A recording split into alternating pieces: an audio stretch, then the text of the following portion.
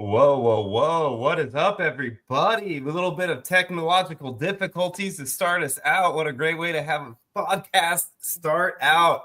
How you doing, Connor? How you, bro? It's good to see you. My name is Sean. This is my co-host, Connor. This is the Chopping Block Podcast. If you're not familiar with us, we are a guillotine pod here for all your guillotine needs. So how are you today, my friend? How was your weekend? Doing pretty good. Yeah, my weekend was great. A lot of football, a lot of food. So it was pretty good. How about you? Good, busy. I had one of those weekends coming up. I'm planning on trying to make a back-to-back game trip here. I'm going to drive to LA on Sunday for the Bills game, and then I'm going to fly to Detroit for the game the following week. So I've been trying to get everything lined out plan-wise, and then just other things life-wise that have been in the way. So it's been a pretty busy week for me. I mean, obviously, if you can't tell, guys, I was not 100% prepared today like I normally am, and we got off to a bit of a quick start here for both of us. So, it's been one of those kind of weekends, which football-wise too. I mean, we had some crazy, crazy finishes this week and a lot of really good, fun games to watch, man. Yeah, I mean, we're losing to Jerry Judy's 40 points or whatever he's putting up.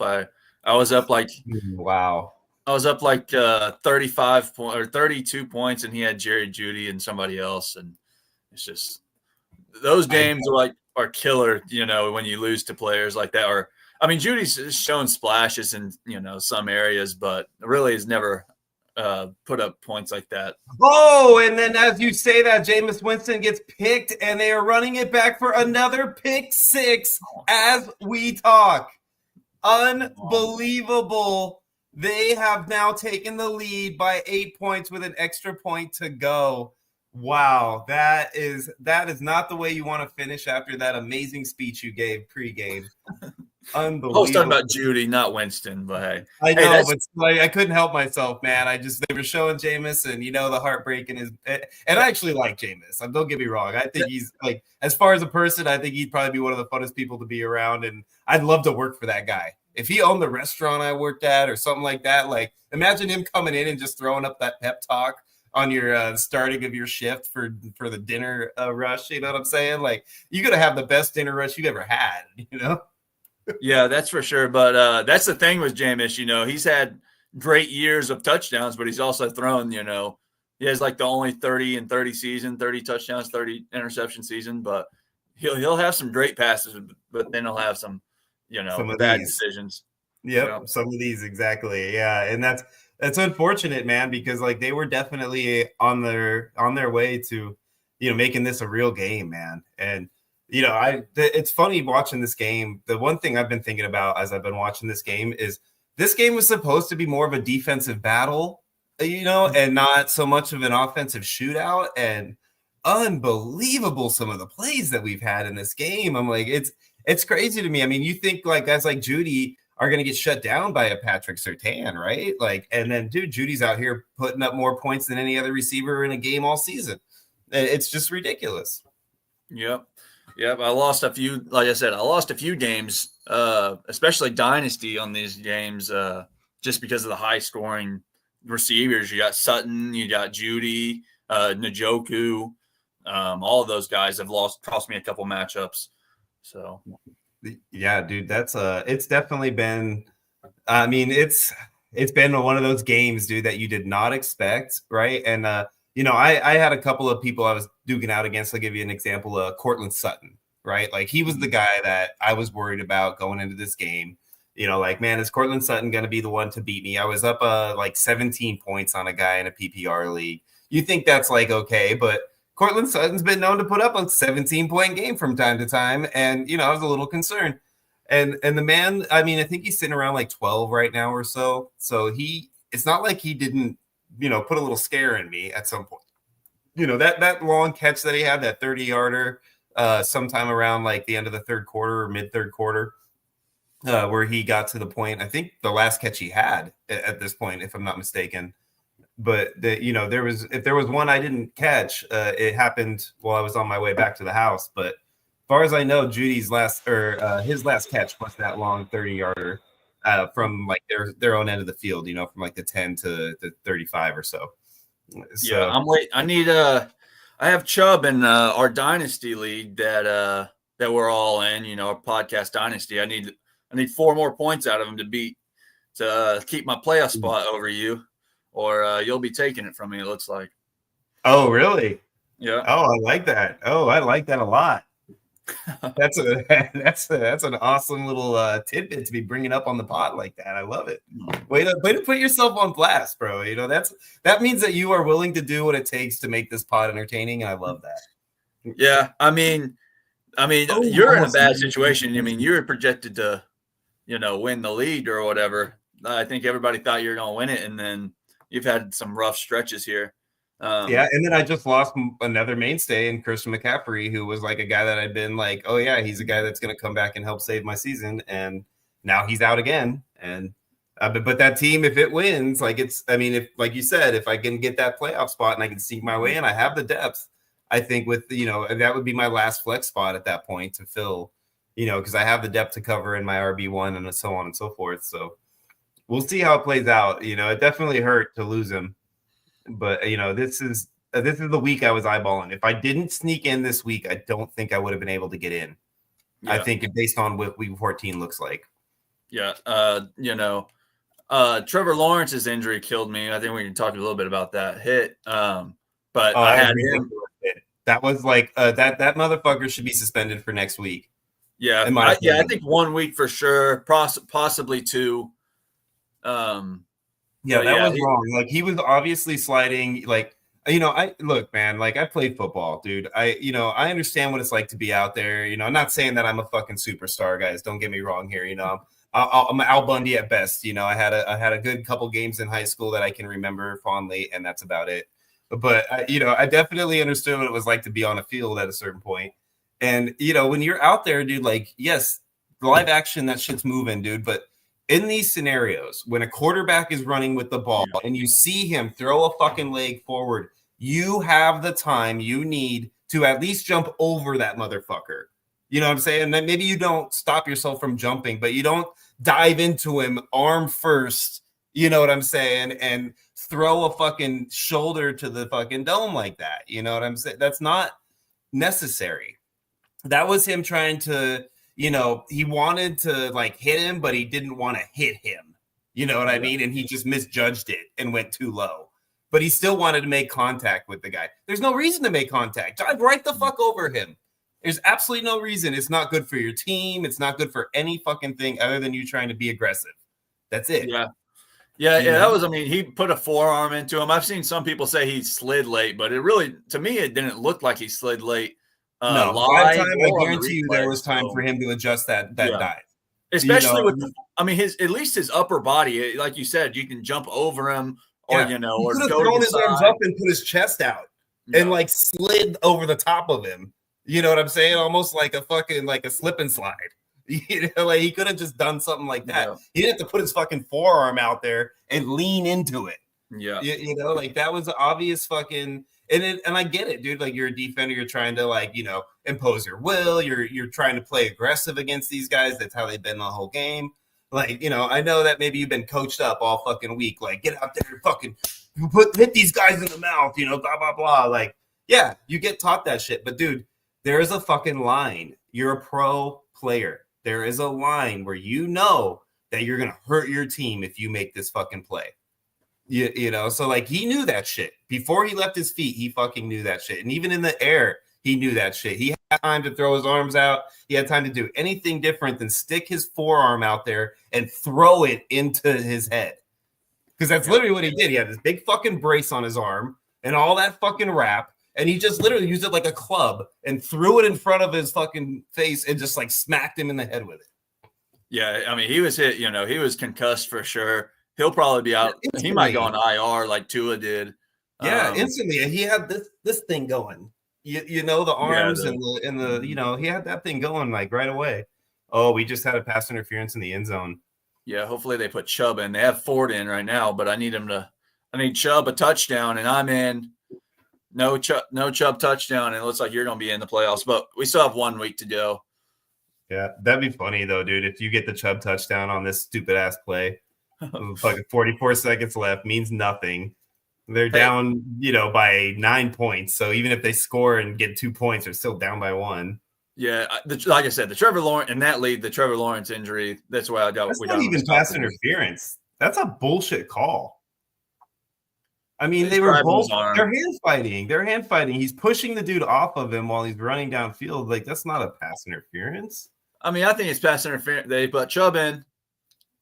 Yeah, you say it because you want Chubb in, and there he is, right next to fucking Jameis. Give it to him. They only got 44 seconds though. They're not going to run it. They don't want to waste a timeout. They're going to throw it. And then, oh my god. Oh, he picks it. Oh my god, he's running back again for another pick. No way. Oh, tell me Judy's going to catch him. Okay, Judy caught him so that they didn't get another pick six. Unbelievable. They should have ran it. Like, what the hell? Oh my god, dude. Good job, Judy, though, saving that. Like, for a guy that's been constantly like maligned for not giving a shit and being like selfish and whatnot, like that's ballsy. And like, I mean, I would say ballsy, but that's manning up right there to run him down like that after the pick, knowing the game's over now. Like, that's ballsy right there to still get out there and fucking run him down and not let him get the touchdown. Like, that's a good way to go, What man. is he even looking He ran at? all the way from the end zone, bro. He chased that fool for like 60 yards, dude. What was Winston even looking at? He had a dude on him, and then he had the linebacker underneath, too. I don't think he saw that dude. I think that dude was just out of his line of sight. Yeah, but he still had he was manned up, too. That's crazy. That sucks, too.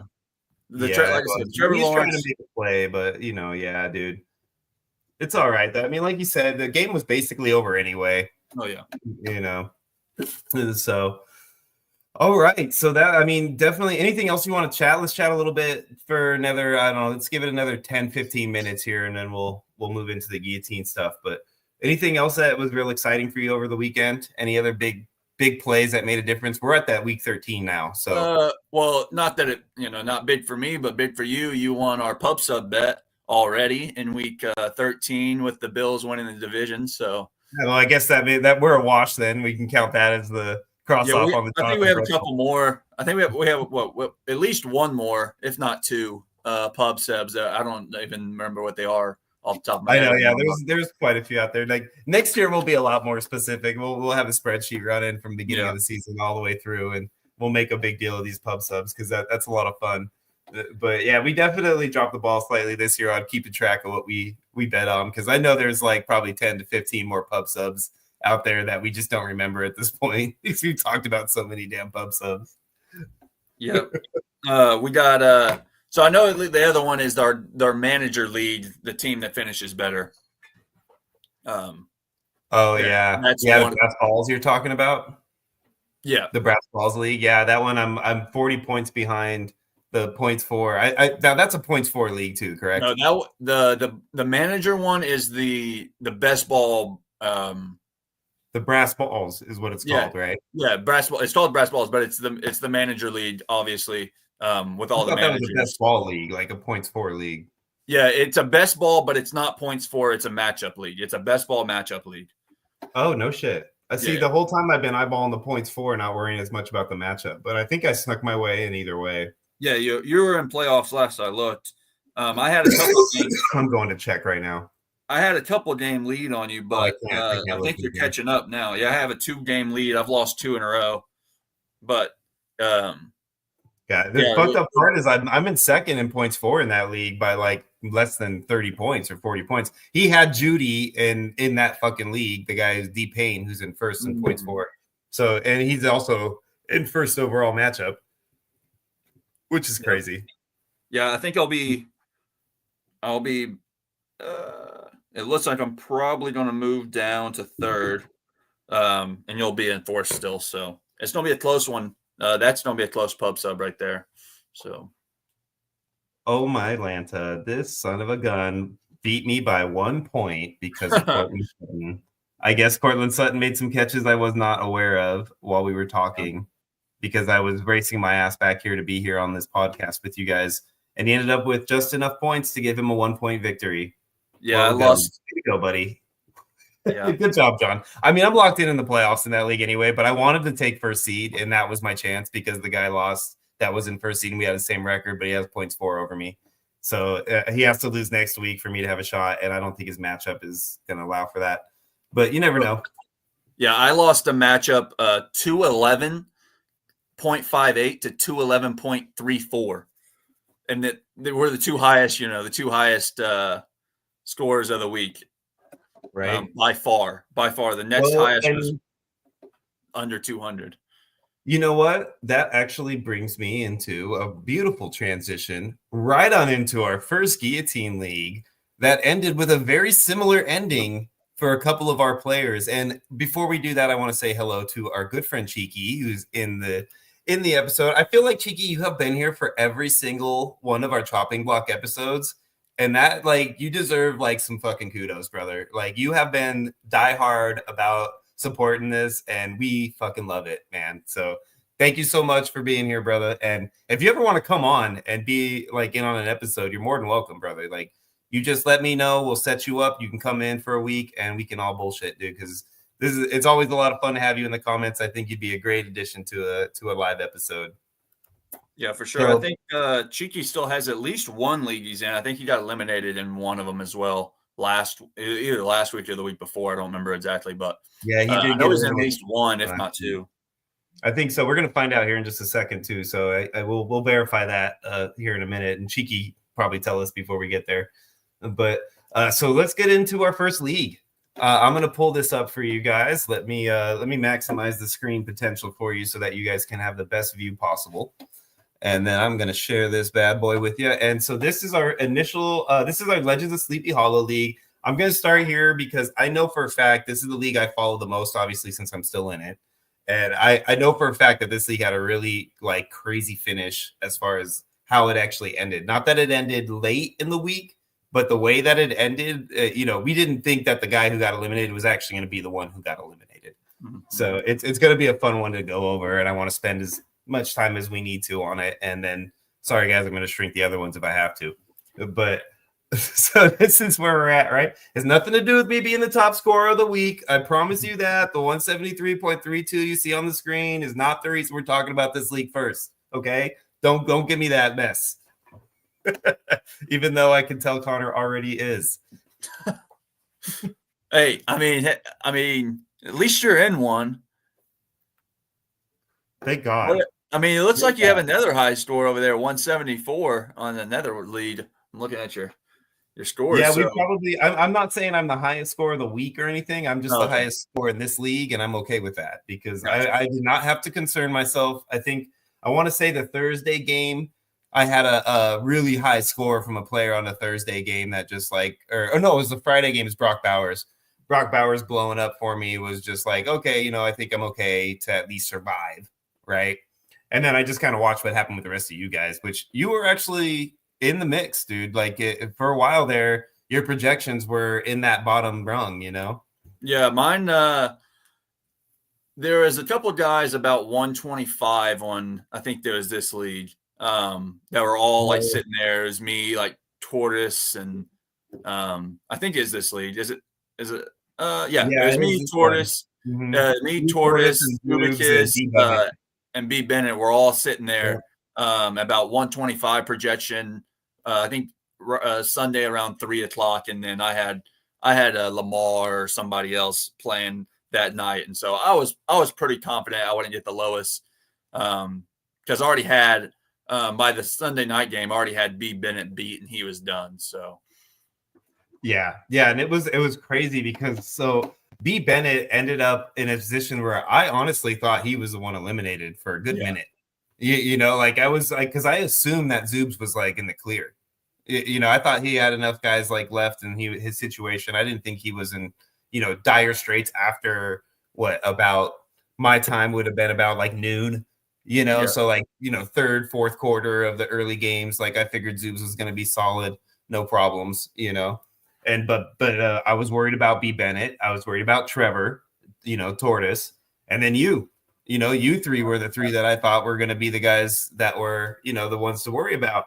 And then all of a sudden, out of nowhere, I go and check it later because by that point I was safe. So, I'm not eyeballing that league as much as the ones that I just lost by 1 point and so on and so forth.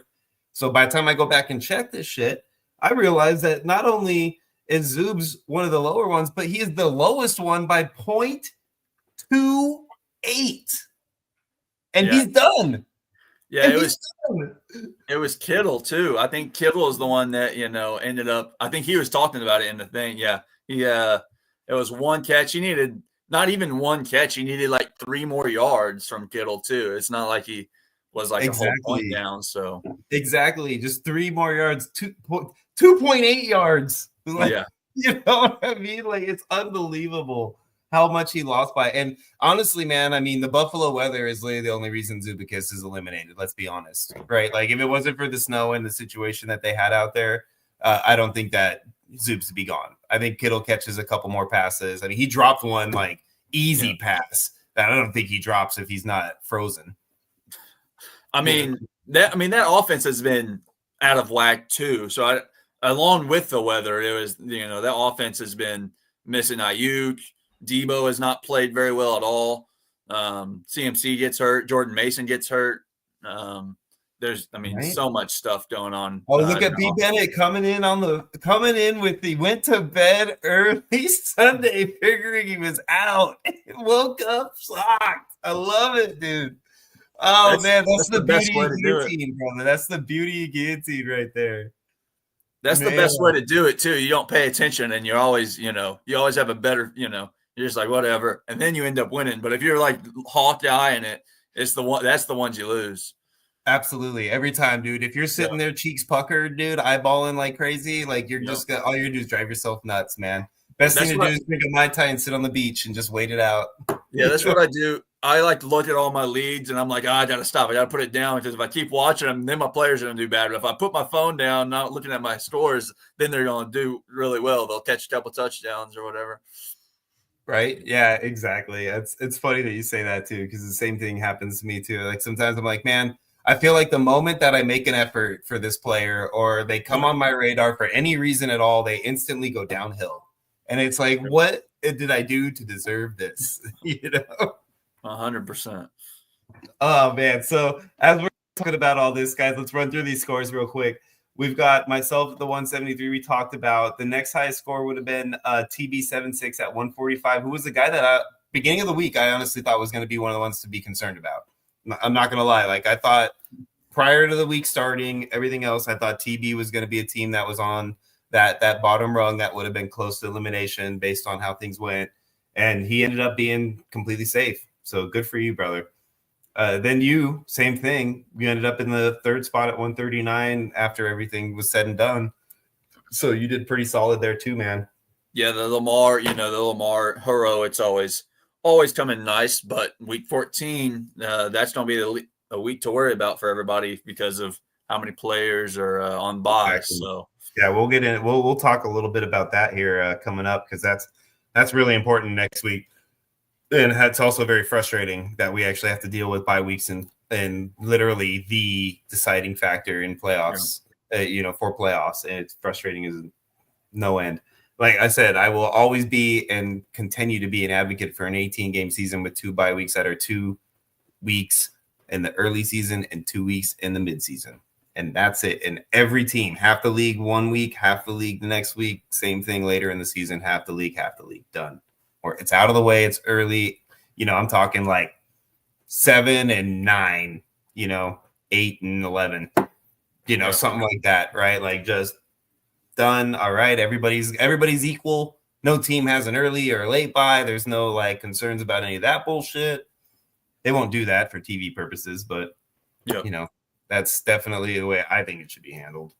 But what do I know? I'm just this guy sitting here on a podcast with a few listeners who like to play guillotine fantasy football with us.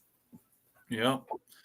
I mean, I think there's better ways to do. I mean, this is the first year that I think buys are this late, or at least, I think week 12, right? Up until this week, wasn't it week 12 or this year? I mean, yeah. And it's just so weird that they didn't have any buys this week. Like there's no teams on buys. Like you couldn't, it doesn't really make sense. Put all those teams on by this week. Yeah, it doesn't really make sense. The week to week. It doesn't make sense to me either. Yeah, because I think last year they were on this week, or they, like you said, they might have been on week 12. But I don't know why they changed it. I haven't actually, done any research on what they said, Oh, why they I can changed almost it. guarantee you, like I don't know what my original assumption would be is that they're just testing the waters for a fucking 18 game schedule and continuing to play the bye weeks the same way they are and just going to week 14 with 18 games. I would think it might have something to do with the distance traveled, like the German game, the Mexico City game, all the the travel. All that ended before week 13. Yeah, I know, but it's just like that. That's why they moved it. I don't know why. I just feel like that's going to be something, because they, I don't know. That's just I my get what you're saying. We're getting off on a little bit of a tangent here, but yes, I totally get what you mean. And that'll be a really fun conversation for those boring off-season weeks where we have nothing else to talk about. And we could spend a whole episode getting into the nitty-gritty of all that shit. We could build our own bye week. That'd be actually kind of fun. We should do that. But so let's get back into these leagues real quick. So Trevor, I think, was the next scorer here. Let me just verify that. Yes, 115 was his score, which he was the one that at the end of the day on Sunday was like, okay, if Zoobs isn't going to be knocked out, it's got to be Trevor because he was the only one lower and he needed Sutton. And obviously Sutton gave him enough points plus to fuck me and, fuck Zubikis in the same time. Yep. So it is what it is, right? Next closest was B. Bennett, and he was the 105.90, right above our team that lost. Our friend, great friend of the show, love to have him on, but don't want him in this league anymore because he's out. Our buddy Zubikis. I am so sorry, my friend. 105.62, ladies and gentlemen. I know we've talked about this already, but I do want to clarify one more time. It is literally only 0.28 of a difference. This man lost by 0.28 of a difference, cost him his fantasy life in this league. It's unfortunate, but that is what happens in a guillotine league. Cost him his head. Right? Cost him his head. Do it. Oh, so much fun. So that being said, you can tell that poor Zoobs is out the deal. The one other thing I really want to talk about right now that's very, very important is that Zubikis, not only does he get eliminated, he gets eliminated with 90% of the money left in this league, ladies and gentlemen. So he has $7. The next closest guy is $3 and $1, and then all of us have $0. Yeah. So literally there is only $4 total dollars in this entire pot now moving forward. So that means that waiver wire priority comes into play here big time in this league. Yeah. And there's going to be players with $0 on week 14 going into the playoff scenario that are going to be able to snag good players and upgrade their bottom spots for no money.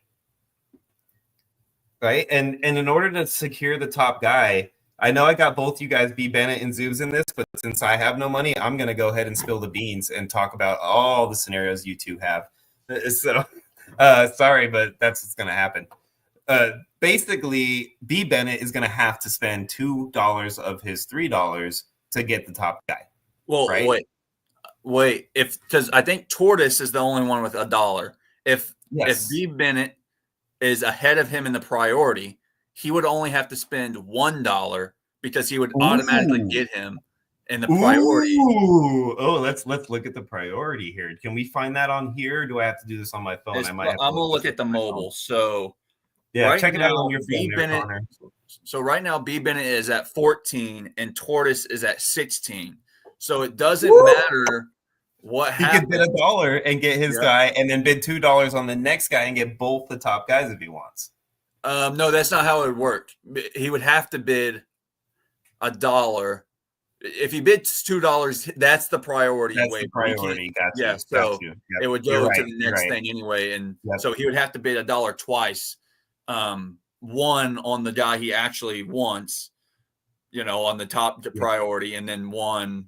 But then Tortoise would get the next guy. So the next guy, So then, but he could get the third guy. Yeah, and he could get 3 guys basically for $1, and everybody else is like screwed. Yeah, basically, exactly. if he plays it right. Yeah. So good job, B. Bennett. You set yourself up perfectly for this week. So before we go into the guys that you're going to have the opportunity to get for $1, let's go look at the guys that got last week. And I believe, unfortunately, for our good friend Zoobs, who literally is a glutton for punishment if he's still listening, because he's probably going to be somebody who's, talked about quite a bit in this part of it, because I'm sure he picked up a guy or two for a few bucks before he got eliminated. So you got the top two guys that went for $2 a pop. That was myself snagging both Joe Mixon and Mike Evans, which honestly surprised me. I did not think I'd get both of those guys at $2 a pop. I thought that I would bid $2, I'd get one maybe. Not Joe Mixon is the guy that I thought. I thought Joe Mixon being basically the number one running back ranked this week with his matchup, that he would go over the $2 bid I had. And then I'd end up with like a Mike Evans as like my consolation prize in a way. Mm-hmm. And it did not work out that way. They both let me get either of them for an extra $1, which I was very shocked about.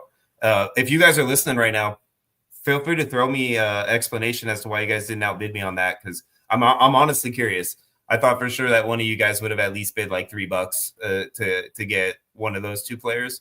So let me know why you didn't, because not that it's bad, I just want to know. But so basically, you got Zoobs and B. Bennett both bidding $1, and then everybody else who didn't have money bid on them, but just didn't have the opportunity to put anything on it. So that's how I snagged that guy. And same thing I think happened here, right? Yeah, exactly. So same thing happened with Mike Evans. So I was just kind of surprised that neither of you wanted to put an extra $1 on one of those guys to make sure you secured them, especially Joe Mixon. That's the one that I'm really surprised about. So that's the one I want to ask you more about than anything else. I look at Cheeky, all about 18 games. I know it's all about 18 games, my friend, but when you're at this point, this is the last 2 weeks, right? He's talking about the bye weeks. He was agreeing with your assessment. Oh, thank you, Cheeky. I appreciate that. But yes, it's all about the 18 weeks. I agree with that 100%. But yeah, I thought you were talking about how this is playing out 18 week wise, because that is a good comment to bring up in that scenario, thinking that like not so much 18 weeks, but we're going into week 17. We got a 4-week playoff coming up here at the end of next week. So, some of these guys might have been thinking about wanting to make sure that they get to the next week and they can use that money there. I would assume maybe that might be an assumption here too. That or they already had the guys that they actually wanted to play. You think they couldn't have put in a Mixon though in their roster over any one of their other players? I'm not saying they couldn't. I'm just saying it's possible. I mean, I'll give you an example. Like I had to sit Jonathan Taylor to play Joe Mixon. Yeah. I mean, I probably would. Yeah, I would have done that. But it's like CMC or Joe Mixon, you're probably thinking, you're probably leaning CMC. Breece Hall, you're probably still leaning Breece Hall. Bijan Robinson. I think that's probably.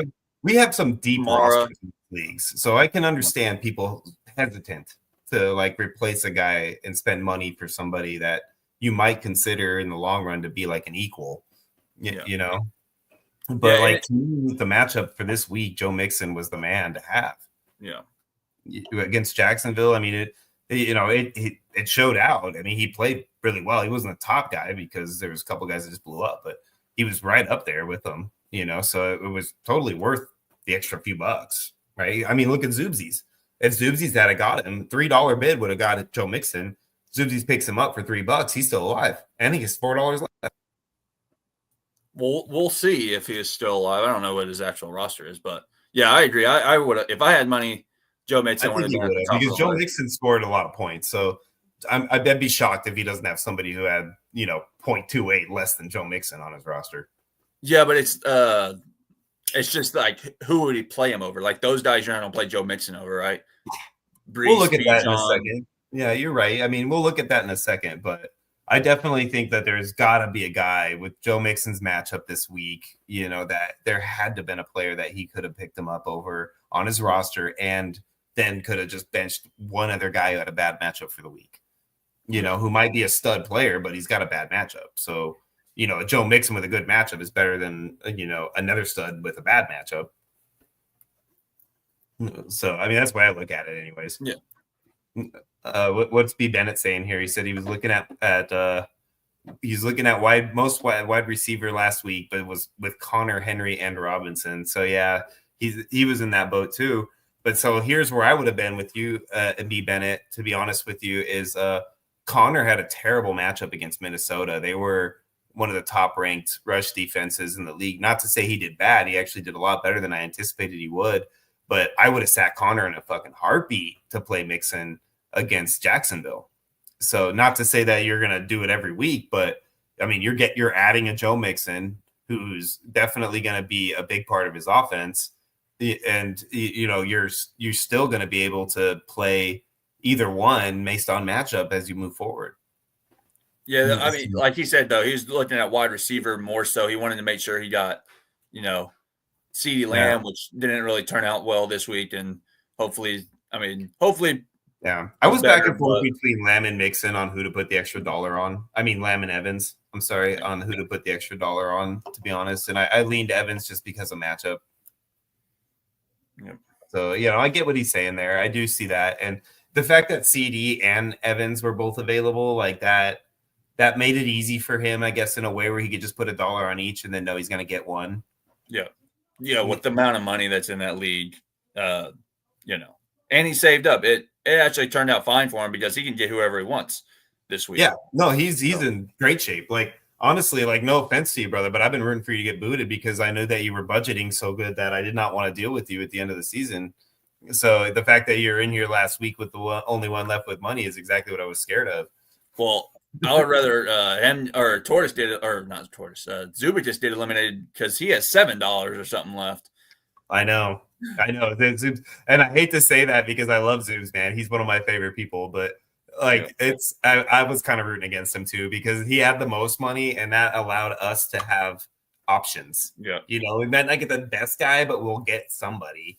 Anybody who has like Austin Eckler on their roster right now, like they're doing everything they can to snag like even the third or fourth best guy.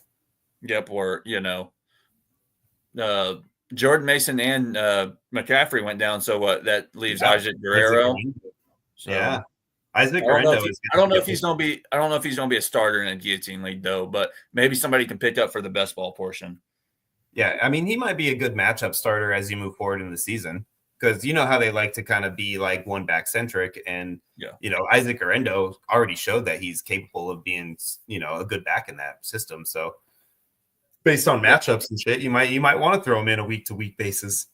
This you're riding this last week. There's only one league left at guillotine, so it's not like that's exactly it. Then he's not a bad guy to have on your bench, right? Yeah. Because if he has that blow up week, like it's best ball for playoffs. Yeah, I don't know. Yeah, like I said, I don't know if you're starting him, but he might be a decent bench ride for the best ball portion. Yeah, exactly. He's somebody to have on your fucking team, especially if you're carrying an Austin Eckler or somebody like that who went down, or a CMC or a Jordan Mason. Mason probably wasn't on your roster, but a CMC probably, I guarantee he was. I think he's on Trevor's, if I'm not mistaken, in this league. So. Yeah, definitely look at that as an option for you guys, especially being that in this type of league where we're almost out of money, it makes a lot of sense. Jordan Addison went for $1, CD $1, DK $1, and then that was all the money that went out. And that was me spending my last dollar on DK, and B Bennett spent $1, Zoob spent $1, and that was it. So I basically spent all the money on the top guys, and then my last dollar on DK. And basically, that was kind of where I was like, okay, I guess I filled out my roster depth because receiver was my weak spot, and that was it. Trevor got David Montgomery for free. I think that's a really good steal right there.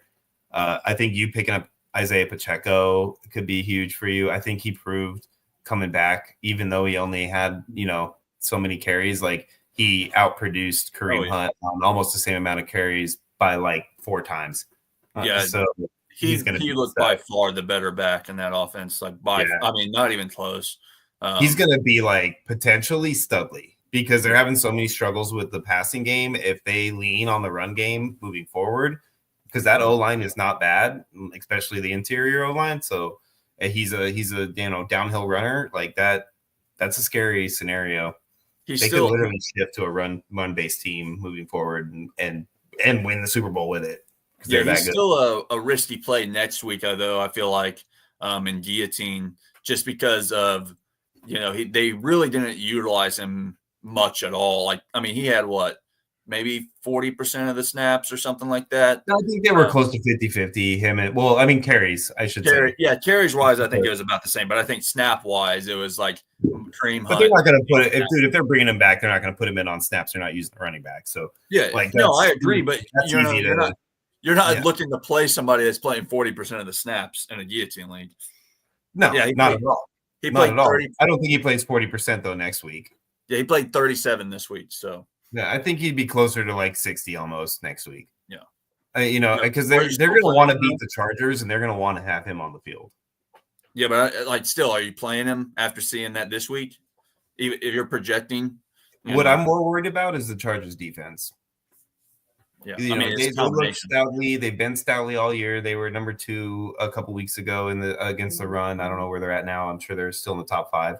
So they're definitely a team that part of it would scare me more, because then maybe they just lean on like a Travis Kelce, Noah Gray combo, a little more, and not so much Pacheco. And he's out there percentage wise, but he's not getting the production. Yeah. So that scares me a little bit more about next week. And, I might consider a guy like a James Conner matchup wise, if he's got a good matchup versus what Pacheco's dealing with. I might sit Pacheco one more week and play a Conner over him, if you're in that situation. So next guy to go off the board, Sam Darnold, Calvin Ridley, and David Njoku all went off for free. Man, that Njoku is looking like a steal right now, ain't it? Yep. Murray went off the board for free right after that. Bucky Irving, man, what a steal that was, huh? Picking up Bucky for free. Man, looking at that now, it's like, man, I wish I would have put $1 on Bucky instead of DK. But you got Tua going off for free, dropping CJ Stroud, which tells you how much CJ Stroud has dropped throughout the season. Devontae Adams picked up. Jameson Williams dropped. Makes sense right now with the way Jameson's playing versus Devontae. Gus Edwards picked up. Obviously, you're going to pick up Gus. Braylon Allen, and then you turn around and picked up Braylon Allen because you were worried about Breece Hall, which makes sense. And then you got some other pickups that happened throughout the week. This one hurts a lot, guys. This one hurts a lot right here. To drop T. Higgins and pick up Taysom Hill and then turn around and have that happen to me like it did, that's brutal. The only saving grace I have is I'll be able to get at least a decent enough player to back up that position again moving forward, being a guillotine. But gosh, man, I wish I did not drop T. Higgins and pick up. I almost didn't do that too. I was very, very back and forth about that. I was very surprised that you did that as well. I do, because Taysom Hill is like literally like a stud. If he didn't get hurt at the tight end position, like Taysom Hill is basically like a running back at tight end. Yeah. So like I had to pick him up for that potential playoff run, like best ball scenario. Like if he has one of those fucking weeks, I didn't want to miss out on it, right? And like T. Higgins was being okay. He wasn't being great. He wasn't being bad. He was just, he wasn't, that potential with Taysom. And I think I needed the tight end coverage more so than anything going into the best ball scenario. So I think I just moved a week early, and then you fucking snuck in there and snagged him, you little cocksmucker. Yeah, I had Pacheco. I had to drop Devontae Smith because I wanted to pick up T. Higgins, and I couldn't even make a move because I had Pacheco on IR. And so I was like, I had to drop Devontae Smith and Debo to even get, T. Higgins. I was like, whatever, I'm doing it. Fuck you, man. I hate you so much right now. That's a great move, though, man. That one was hard for me to do, and then obviously it was stupid as hell for me to do a week later. So, what are you gonna do, though, right? At least, like I said, I can make up for it and move forward. Yeah. By the way, guys, just so you guys know, I actually had a really good day earlier today. I have a friend that's in town right now who's waiting for me, and I won a little bit of money, and that's why I posted this, just because I like to share with my friends. Oh, you like to share with your friends? I didn't see any of it. What are you talking about? What are you talking about, bro? Things like this are the only reason I'm able to throw $300 every time a Bills touchdown happens or something stupid like that. Like, I always try to pay it forward, man. I'm like one of the ridiculously generous people. You give me $1 billion, I'll probably give half of it away. But always to good people. Always to good people. Oh, damn it. Oh, you give me $1 billion and Ballsville will be blowing up. Like, we will be mainstream in no time. Ballsville will be the new sleeper. Right? All right, let's check out Zoom's team because B Bennett is in here talking about how loaded it is, and I think that it is a very loaded team, if I remember correctly. So we've got Matthew Stafford, Alvin Kamara, Ken Walker, Terry McLaurin, Amon-Ra St. Brown, George Kittle, Chuba Hubbard, Nico Collins, and then on his bench he's got Bo Nix, Ramondre Stevenson, Calvin Ridley, Darnell Mooney, Jalen Waddle, and Jordan Addison. And then for good measure, he throws in a Mark Andrews. That is a pretty solid squad. What do you think, man? I mean, I would say, Calvin Ridley, Darnell Mooney, Ramondre Stevenson, the rest of them I would take. Where are you at? I mean, maybe Bo Nix I would leave on the bench just because the amount of quarterbacks that you have now, right, available. Bo Nix doesn't quite get there. Yeah, I don't know. I mean, if you have, Jaden Daniels, Lamar Jackson, you might be looking at a Bo Nix because he's popped off. I mean, he could save you, but obviously his floor is a little lower than some of these other guys. But one of the things that you look at is matchups. At this point in time, you look at matchups very, very, very heavy. Like if you're considering so let's say this is a great example. A Terry McLaurin versus an Amon-Ra St. Brown. At 99% of the time, don't pick up Bo Nix. Amon-Ra St. Brown always, right? Bo Nix is on a week 14 bye also. So you're not you're not picking them up regardless. Yeah, you're not picking them up for money minimum. Yeah. So, but I'm not, and I don't know their matchups to that extent. I do know that Detroit is going to play Buffalo coming up in week 15. So, passing wise, that's not a good matchup for Amon-Ra. Our defense is much worse at run defense than we are at pass defense. We're a pretty solid pass defense team. So I definitely would consider things like that versus let's look at Terry McLaurin's matchups. I don't have them currently in my dome, but let's go ahead and click on him and see if it tells us real quick. He is a bye next week for sure. Yeah, so he's on bye week 14, which number one, that makes a huge difference. Immediately makes a huge difference. And then he's going into New Orleans, which is a great matchup. But then he's got Philly, and Philly has defensively been really fucking solid, underwhelming or under the radar type of really solid lately. Yeah, but this will be best ball. So him having two good, I would say good matchups. What is that? New Orleans and Atlanta. Yeah, so for sure, I think he should be bid on, especially with the way Daniels and him have been playing. But remember, again, we're talking money in this league, right? Yeah, so personally, do you put your dollar on this guy? If I had $1 left, I would put it. Well, he wouldn't be my top guy. I would rather buy Amon-Ra or Nico Collins, and then Terry would be my third option. Probably on the whole team. Kamara is up there. I would put $1 on him. Right. But depending on your need, Kittle could obviously be $1. But Amon-Ra is probably my main target, and then Nico. Right. And then and Amon-Ra has some pretty ridiculously, solid matchups. Unfortunately, like not good, solid solid defensive matchups. I'm not sure really, but it's not really. Exception of Green Bay. He's not really a matchup play though. I don't think Amon-Ra is a matchup play. He's averaging 20-something points a game or something. Yeah, I'm with you on that. It's not so much about matchup play. It's about I'm at a point now where my roster is deep enough that I want to make sure I'm going to spend the money to add a guy that it's going to be somebody who's going to add, some really solid games at one point in time in this, 4-week scenario, because I already have really solid players, right? So I'm not trying to go crazy right now at this point. Not to say Amon-Ra is a bad guy. I'm not hating on Amon-Ra's potential. I honestly am with you. I think Amon-Ra is probably the top guy on this team, maybe with the exception of Kamara now that Hill's out, because Hill being out, Kamara is basically their guy, but does that make it harder for him? I don't know. I just don't know if I can trust that offense with that. New Orleans has had bad weeks. Kamara's had a couple bad weeks the last couple weeks. Well, not bad, but average, 12 points, 13 points. I would rather have him on Raw.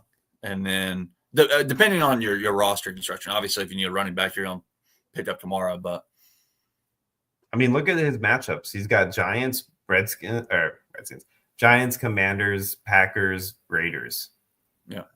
That's a pretty solid schedule matchup as far as Kamara, back is concerned.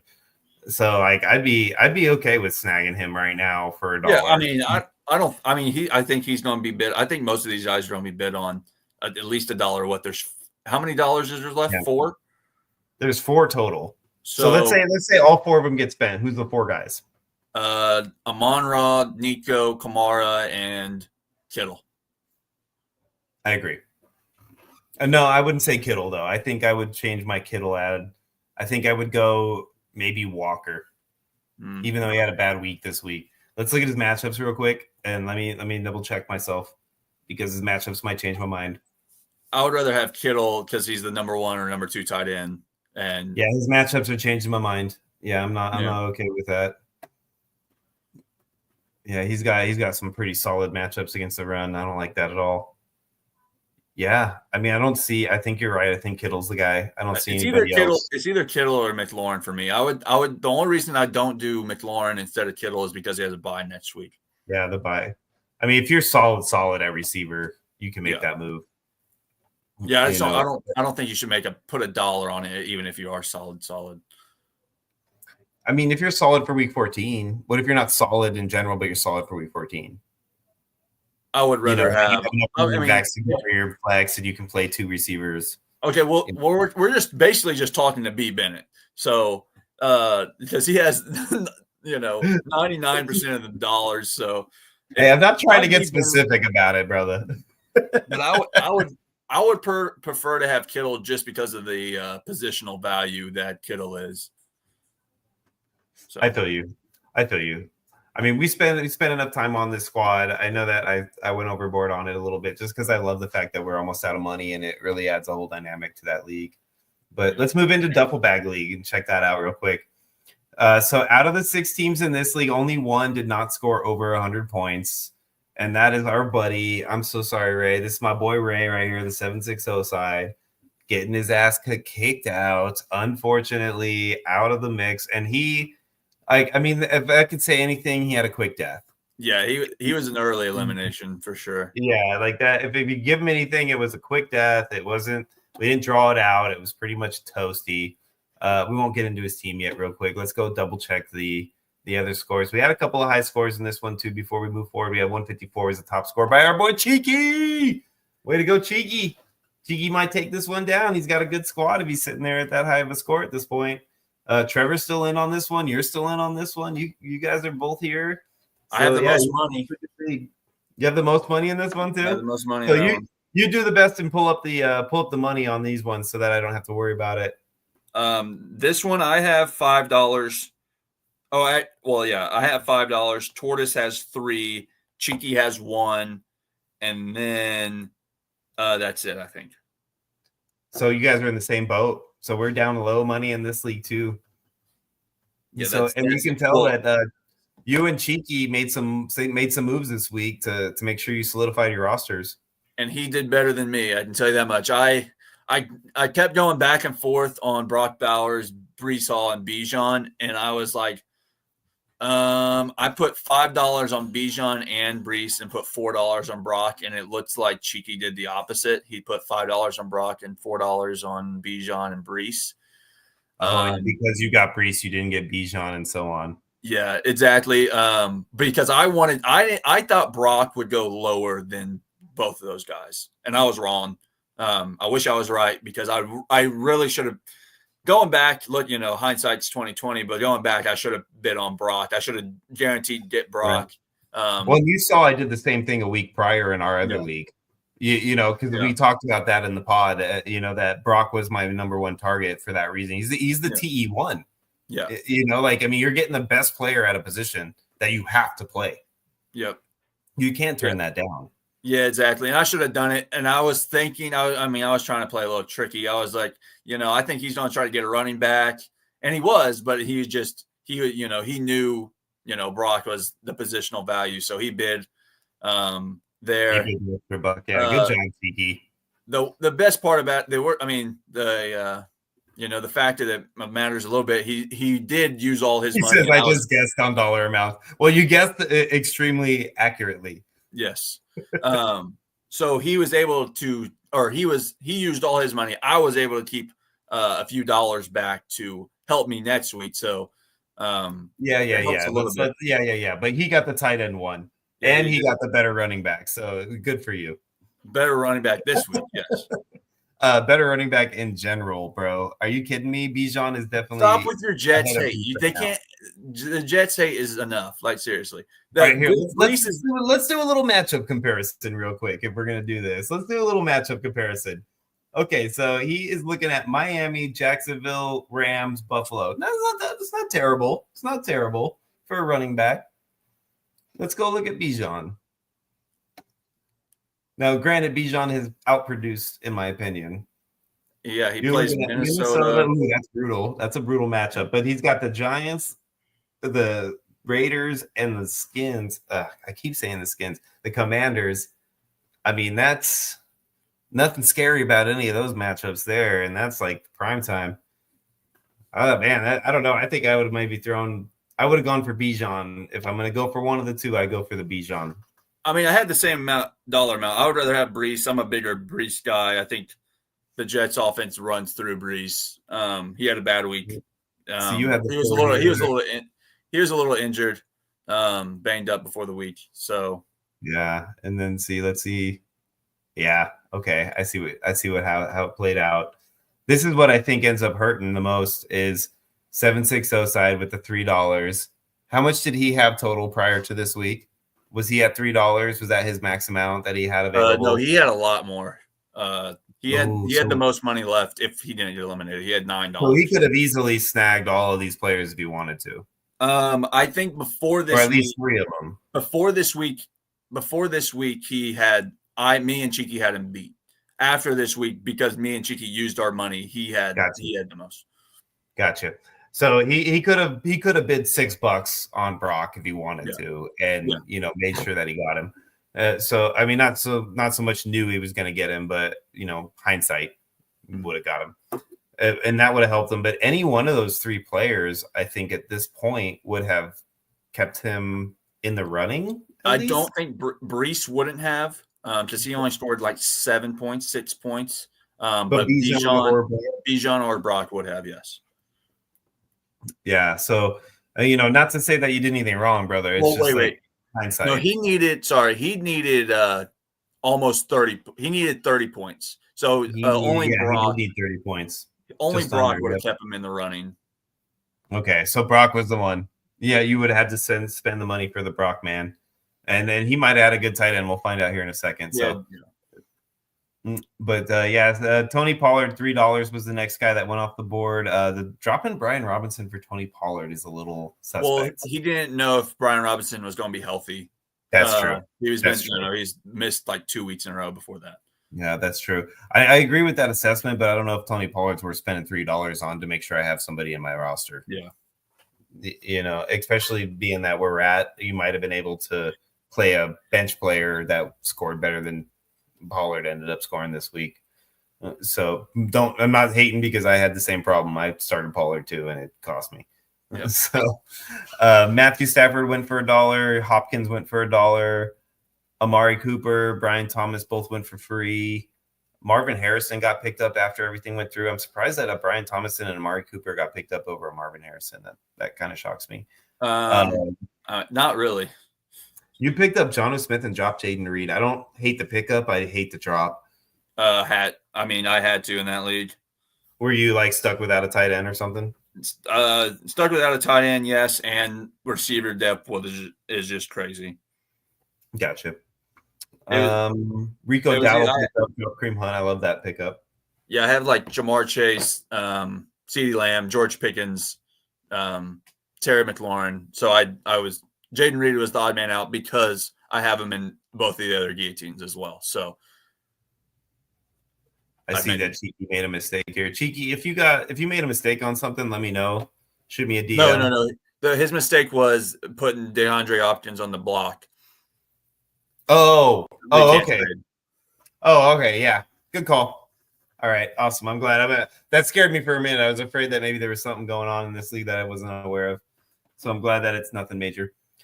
Yep. All right. Let's look at the 760 sides team and see what's getting sent back to the rest of us. And oh my Lanta, it's a starter squad. Unbelievable. Jared Goff, starting quarterback, Derrick Henry, Jahmyr Gibbs, Amon-Ra St. Brown, Cooper Kupp, Dallas Goedert, Aaron Jones, Zay Flowers. You don't start that lineup and think you're going to get eliminated. No, not at all. On his bench, he had Bo Nix, Devontae Adams, Tyler Lockett, Darnell Mooney, Jalen Waddle, Jordan Addison, Tucker Kraft. So, I mean, he has a pretty solid player. His bench isn't amazing, but his top end is ridiculous. Yeah, the Lions just had an average week, and he played 3 of them. So that's where it really killed him. Yeah, against Chicago, too, you'd assume that they do better than that. But Chicago defense is solid. Oh, yeah. Sneakily solid. So that's a pretty solid squad, man. I mean, I anticipate some pretty good bets. Like, what did you say? There was a $3 and a $1 and then $0. Is that right? I have 5. Oh, I'm sorry. I was thinking the other league again. Tortoise has 3, and then Cheeky has 1, and then that's it. There's $9 left. Okay. So Derrick Henry, I think, and Jahmyr Gibbs, one of those two, if not both of those two, are going for more than $1. Yeah, for sure. Also. Caveat: Derrick Henry does have a bye week. Does he? Let's look at his schedule right quick. So yeah, he's on a bye, and then he's got the Giants, Pittsburgh, and Houston. Which, I mean, the Giants are a great matchup, but the Pittsburgh-Houston isn't like great. But it's Derrick Henry. So. Pittsburgh's pretty bad matchup, I would say, but yeah. But it's still Derrick Henry, right? Like that's. And then, I mean, let's look at Jahmyr Gibbs real quick. Let's look at Detroit's matchups. We did this once already, but I want to double check again. Yeah, Green Bay, Buffalo, Chicago, San Fran. I mean, the only one that's like a good run defense is Chicago in the middle there at week 16, but the rest of them aren't bad. They're not good run defenses. They're good defense. It's not like he's not a pure rusher though. That's Montgomery, so he's their spread guy. So yeah, I still spend an extra $1 for him personally. And then same thing with Amon-Ra. We just looked at their matchups. So yeah, I mean, Dallas Goedert is a guy that I think is, I feel like a paper tiger at this point. I don't think he's anybody that is going to be consistent that you're going to want to have. Aaron Jones, same thing. I think he's kind of too volatile. Zay Flowers, same thing. So yeah, maybe Devontae Adams is maybe the only other guy that I think might be worth the extra $1. Otherwise, I don't. Maybe Kupp. Yeah, I would probably spend it. I mean, I have the money, so here's the guys that I'm targeting. I don't know what amounts yet, but like money is Henry, Gibbs, Brown, Kupp, and that's probably about it for me on money. That's kind of where I'm at. Might throw $1 at Adams. I haven't, studied the rosters or anything. Maybe pick up Goff if I'm hurting at QB, but. Besides that, those are the 4 guys that I think anybody would tell you are the guys. Zay Flowers has had some big weeks, but he's not. I don't think he's a guy that you are comfortable starting in a 5-man last week. You need points. Yeah, he'll be on my bench for best ball, but I'm not starting him at any means. So I'm not spending money on him at this point in the game. Yeah. Because we still get one more team eliminated next week before we go to the playoffs. So we still got one more round of pickups. I'm not wasting my last few bucks on Zay Flowers, exactly. Knowing that we got a whole nother amazing roster, most likely coming up following week. And he has a bye week, so. Mm-hmm.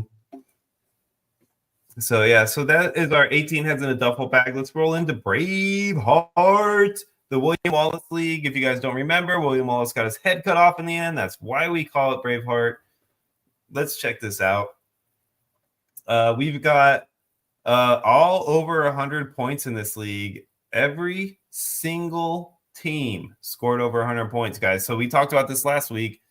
Basically, you have to score over 100 points in this league to win. And unfortunately, it didn't quite score enough over 100 for our good buddy, B. Bennett. I'm sorry, Brett. You are out of this league, but you are not the team of the week that stinks.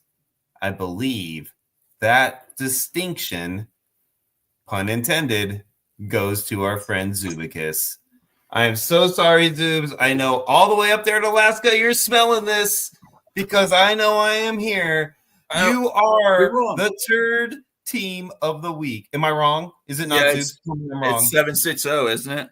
Yes, it's Ray. Oh, I'm sorry, Ray. I hate to say this to you. I love you too, man. You're a good friend also. But your team stinks even worse than Zoob's because you didn't even make 100 points. You are literally like you didn't even make it to the toilet. You pooped halfway to the bathroom. You're going to have to pick that shit up with some toilet paper and throw it in your toilet before you flush because your team stunk that bad. And I'm going to spray the bedroom. That's how bad it smelled. Unbelievable. I am so sorry, Ray, but you stink. And that's why you're gone. Yep. And now it smells like flowers and potpourri in my room. So too much spray? Maybe. All right. So let's go ahead and scroll up before we go into B. Bennett's squad. Let's look at who got picked up on this league real quick. So go ahead while I'm doing this. Throw up the money breakdown on this league before we get into what was spent. Okay. What were we looking at as far as amazing money? Because I do feel like this was the league where there's a little bit of change left. So left, who got eliminated? B. Bennett got eliminated. B. Bennett, so nobody. Okay, so Chiefs Life is rocking it. He has $25 left. He has more money than the last two leagues combined. We no shit. Double the money. And then that's it. Oh no, Cheeky has $5 left. Wow. So Chiefs Life can get his big guy for $6 and then just buy everybody else for $1 if he wants. Yeah, he can get whoever he wants. It doesn't matter who it is, he can drop his whole roster, pick up a new one, do it twice, awesome, and still be fine.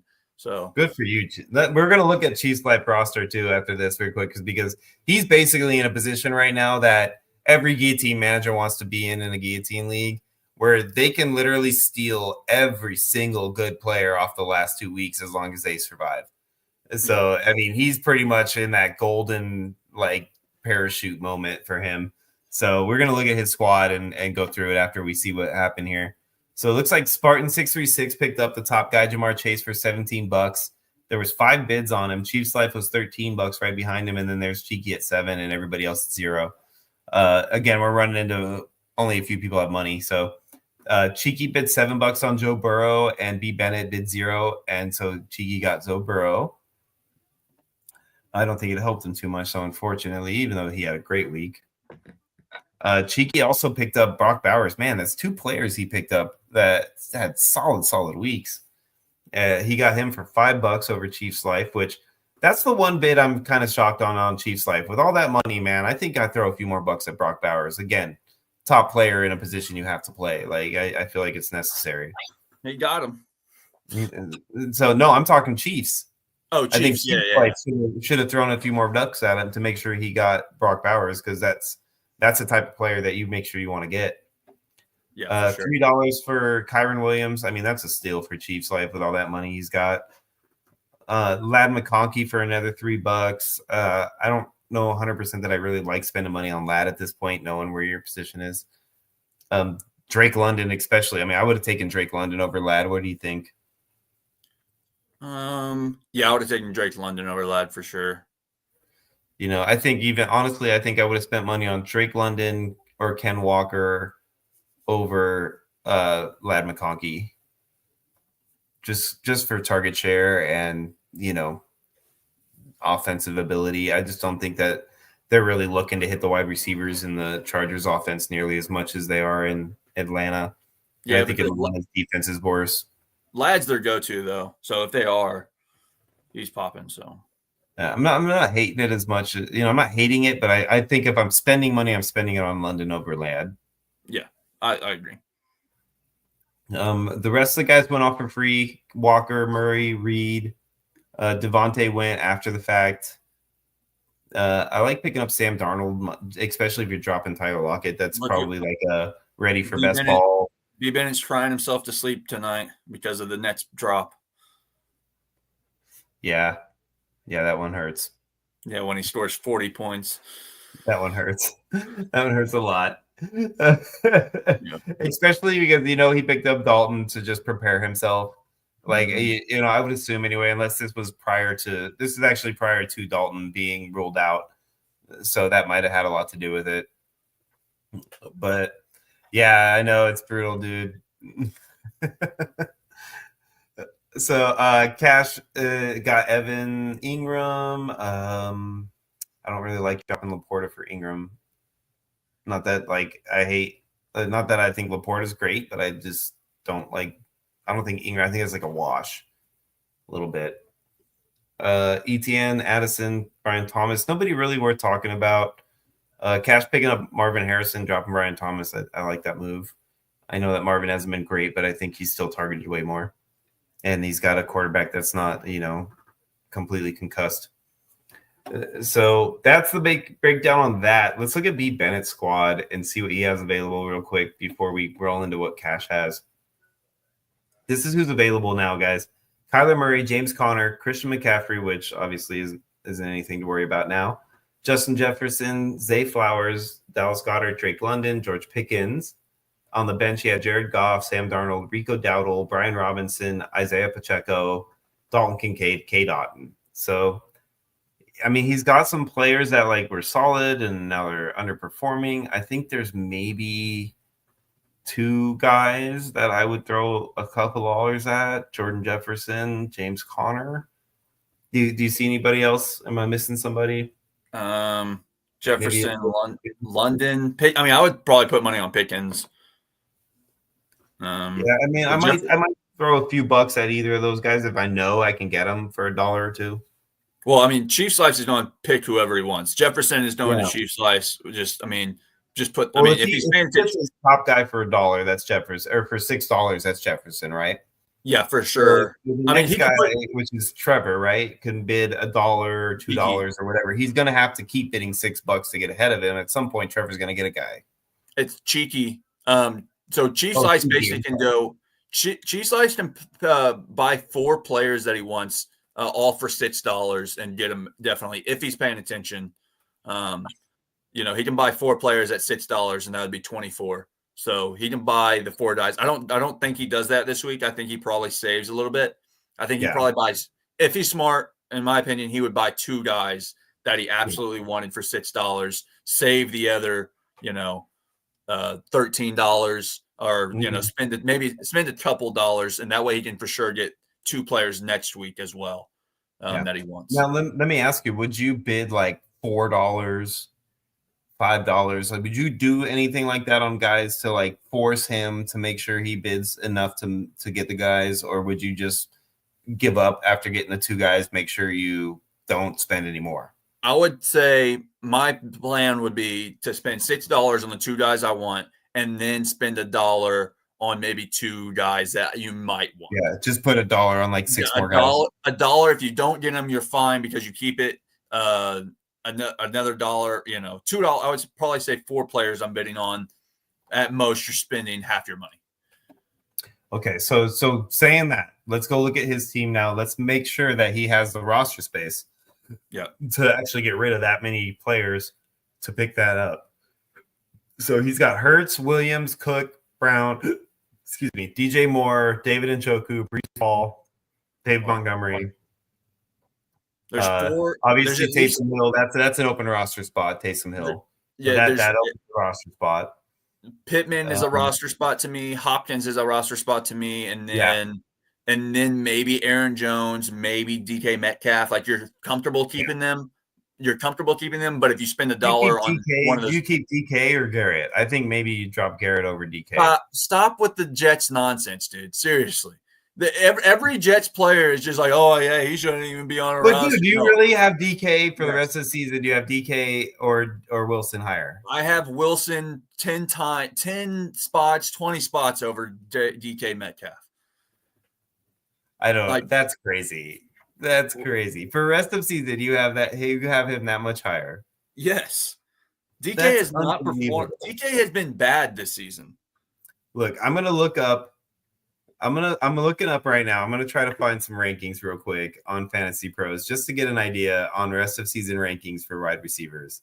Wilson is wide receiver 7 on the season. Metcalf is wide receiver 25 on the season. I'm talking rest of season. Like, Yeah, we're talking like 4 weeks, bro. Like, like we need to make sure that the rest of the season matchups are key right now. Matchups are key, yes, but I'm playing. Even if Wilson's on my bench he's going to perform most likely better than Metcalf. Metcalf got banged up a little bit as well. I'm keeping Wilson 100 times out of 100. There's no even doubt in my mind that I have him at least 10 spots above DK Metcalf. Okay, I'm trying to find, for some reason, I don't see Garrett Wilson. Okay, Garrett Wilson is at 15 for the rest of the season. DK's at 20. So it's 5 spots. Matchup-wise, DK and Garrett Wilson has slightly better matchups than DK. So I would lean with you on that aspect based on that information. I will definitely lean more towards keeping Garrett over DK. But that doesn't mean that I like either one of them. I would take a George Pickens and a Drake London and drop both those bitches. No. You wouldn't take George Pickens and Drake London over both them too? I would take both of them over DK Metcalf. I would take maybe Drake London over Wilson. But I would not take George Pickens over Wilson rest of the season. You wouldn't take George Pickens over Wilson rest of the season? No, I would not. Surprising. All right, so let's roll into our last of the night, our triathlon league. Not that it's the last of the night in general, it's just the last today that we're talking about. So as we roll through this, we're going to look down here. We're going to look at the rankings first and foremost, because this one is based on rankings. So we had a 12 and 14 team, a 14 and 12 team, and a 14 and 12 team. So between them, I guess the 15 and 11 teams were technically on the block, right? Yes. Is this updated, by the way? Yes, this is updated. This is updated. So those are the 2 people getting eliminated. So these are our 2 that have been eliminated, ladies and gentlemen. El Super Bisto and Jenny B. Jenny B and her Thunder Pussy team have survived for quite a while. And I am honestly giving you love, Jenny, because you did a great job to keep this team alive for as long as you did. I thought for sure you were going to be one of the ones that I was able to sneak ahead of, and that wasn't the case. So good job. But so you can see that they got knocked out based on their rankings. Jenny, I don't know if Jenny could have even made it unless she won. Maybe she would have had to win and then maybe she could have snuck ahead of both Dealers Back and I'm Rich, but I don't think so. I think Super Bisto and Dealers Back probably had it locked down. I don't know. She had a points for though. Maybe not. I don't know. We'll have to get some insight from somebody else for that one, because I don't not remember 100%. What is it? I got eliminated last week. I was a little jelly and I did not pay attention. What were you asking? Was Jenny actually able to survive this week potentially or not? Is where I'm confused by it. What do you mean? Dealers Back, did they have a similar record? Yes. No. Jenny B needed like situation like you had last week. Everything to go right, basically. Gotcha. And so that's what I was anticipating. So before we move forward, these guys have a lot more money left. Bijan went for $34 with 9 total bids. So this is the type of money these guys have left. And that's because this is our private league and nobody got crazy on their money prior, and we're all spending it now. Zoobs, C-Bomb, and Tortoise both bid on Allen. 30. I'm surprised that Josh Allen didn't go for higher. I guess when you're getting eliminated, like everybody has good quarterbacks. Well, remember it's only $100, so that's basically $62 in the two. I meant higher than Bijan. I'm sorry. I meant okay. higher than Bijan. I didn't finish my sentence. Yeah, I was surprised at that. Yeah, I was surprised at that as well. Yeah, sorry about that. I should have clarified that. C-Bomb, you got, I think you getting Saquon for $25 when Bijan went off the board for 34 is epic. Yeah, I felt pretty good about that, especially. Yeah, solid pickup, dude. Tortoise got Patrick for $18. I don't hate that pickup. I know that he got that for that cheap because Patrick, the way he's playing, but I think Pacheco coming back might help him a little bit with, just freeing up his passing game. So Zoob's got Chase Brown for $10. I think it's a solid pickup, dude. Good pickup there. George Pickens for $10. Marvin Harrison for $4. Kyle Pitts was the last one to get paid on for $2. And then from there, it basically was just people making sure they filled their rosters. So nobody really too crazy. So let's look at these teams getting eliminated. So on the start, like these rosters are way deeper. So you got a lot more players. You got Kyler Murray, Ramondre Stevenson, Kareem Hunt, DJ Moore, Amon-Ra, Noah Gray, Debo, Marcus Scantling, Jameis Winston, Tyrod Taylor, Roshan Johnson, Wright, Bedell, Abdullah, McNichols, Robinson, Bourne, Ertz. So a lot of those guys are not going to make a difference for your team. The main ones you want to focus on are your top end dudes. I'd say Amon-Ra, Debo, DJ. Those are the guys that I think are going to command some money. Maybe Kyler. Yeah, Amon-Ra for sure. Murray, because it's a super flex, I would say he's definitely getting some money. That's probably about it. Or DJ Moore, I'd assume get a couple dollars. Stevenson, Debo, maybe $1 or $2. I don't know about Debo, honestly. Yeah, Debo's been playing so bad lately. Not so much Debo, but just that team. Yeah, that offense has been. All right, let's look at our last squad getting eliminated. This one looks like a little bit prettier. You got Anthony Richardson, Ken Walker, Najee Harris, AJ Brown, not Amon-Ra, AJ Brown, Jackson Smith and Jigba, Kyle Pitts, Rasheed White, Amari Cooper, Geno Smith, Joe Flacco, Braylon Allen, Javonte Williams, Tyler Algier, Tajay Spears, Ricky Pearsall, Dalton Schultz, and Pat Freiermuth. Again, a bunch of guys you're not going to matter about, but when you look at your top guys, there's a decent amount of guys at the top that are going to get paid. AJ Brown, I like a lot. I think Rasheed White is a real question mark right now, but I do like Amari Cooper. I know he didn't have a great game this week, but I think they're going to incorporate him a lot more in that offense moving forward. Call that local insight or whatever you want. Who would have thought that you're like, oh yeah, you got to have Amari Cooper, but you can drop Garrett Wilson. JSN. I like JSN. I think that's a solid pickup. I'm not even going to acknowledge your last comment. But yeah, man, anybody else that you see that might want to warrant some talk about? No, Najee Harris, like you said, has been playing pretty good. Anthony Richardson, since he, take that starter spot back, has been overachieving for sure. He's a fantasy stud, but he's not really a real life stud right now. But he's like, if he's playing if he's playing football, you want him on your fantasy team. Yeah, exactly. He's Tebow status right now.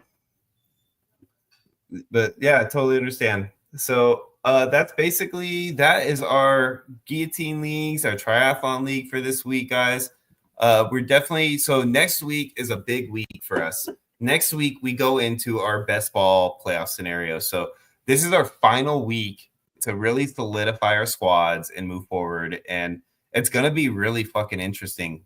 It really is. Like, you saw how much money's left. You saw some of us are down to zero. Some of us have a few bucks. Some of us, like Chiefs Life, are sitting pretty, multi-billionaire Ross Perot style. So it's going to be real interesting to see how this plays out this week and to find out what teams get eliminated. Because, man, we all have good fucking teams, dude. Like, it's going to be really scary this week. Like, you could literally bench the guy that that could save you over a guy that is ranked like eight places higher. Like it's ridiculous what decisions you're gonna have to make this week. So this week is the week when it comes to Guillotine. So I hope you guys join us because next week is going to be a really, really fun episode. And I promise you I'll be a lot more prepared. I won't have friends in town and I won't have to race around. So I'll be ready to roll next week. Hopefully I'm still in it. Hopefully I'm still in at least one of those leagues. I'm in all three. Just putting that out there. I know Sean didn't want to say it because he's been avoiding it all podcast. I'm still in all three.